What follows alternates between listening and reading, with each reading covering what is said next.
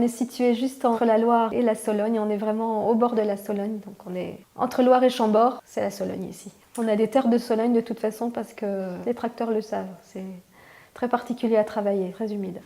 Par rapport à notre activité, on est quasiment les seuls sur le département à travailler de cette façon-là et à travailler avec des particuliers, avec des grandes surfaces comme on le fait. À l'origine, je suis institutrice depuis 28 ans. J'ai eu envie de me reconvertir, de faire un peu autre chose. Et mon mari étant agriculteur, je me suis dit après tout, pourquoi pas travailler ensemble. Comme il fait pousser du blé, avec le blé, pourquoi pas faire de la farine. Mes semences sont prélevées dans mes cellules, je sème ce que je produis, sans traitement de semences particulier de toute façon, donc je mets tel que mon blé dans la trémie du semoir. On vend à des grandes surfaces, on vend à des épiceries fines, beaucoup de particuliers, des boulangers, des restaurateurs. Moi, je travaille avec un labour en septembre. J'utilise des broyats végétales pour les apports de fumure de fond en potasse, magnésie et phosphore.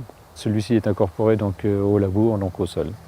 Parce que je travaille donc en technique culture de labour, donc pour éviter donc avoir des salissements trop importants des parcelles. Et les semis débutent vers le 10 octobre. En novembre, on fait les passages de traitement herbicide, parce que c'est la seule chose quasiment que je fais en produits chimiques. En février, je commence là à mettre de l'azote sur les blés pour pouvoir faire de la protéine, mais là en origine chimique, puisqu'on n'a pas le choix. En avril, si le temps est sec, on déclenche l'irrigation donc pour avoir des blés qui poussent suffisamment afin de pouvoir notre production. Vers le 14 juillet, la récolte du blé commence. Le stockage est fait à la ferme sans adjonction d'insecticides au stockage, parce que je travaille uniquement avec de la ventilation donc dans les cellules.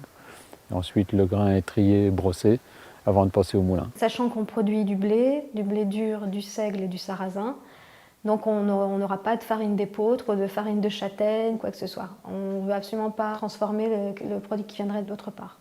On n'est pas agriculteur bio, on travaille en agriculture raisonnée. On ne fait jamais de traitement préventif, toujours du traitement curatif. Comme vous, quand vous êtes malade, vous allez prendre des médicaments. Bon, les plantes, c'est la même chose. Mais évidemment, on ne va pas traiter dans l'excès, on va essayer de traiter en demi-dose, voire quart de dose. Il ne faut pas utiliser le traitement à l'excès, c'est inutile.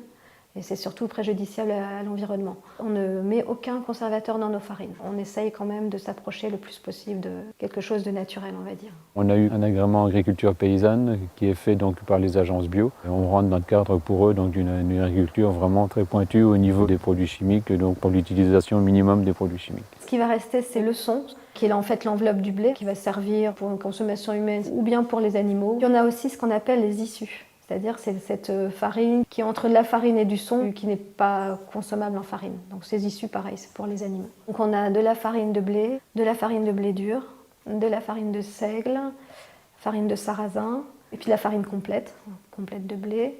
Et ensuite on a de la semoule de blé dur et du blé dur concassé.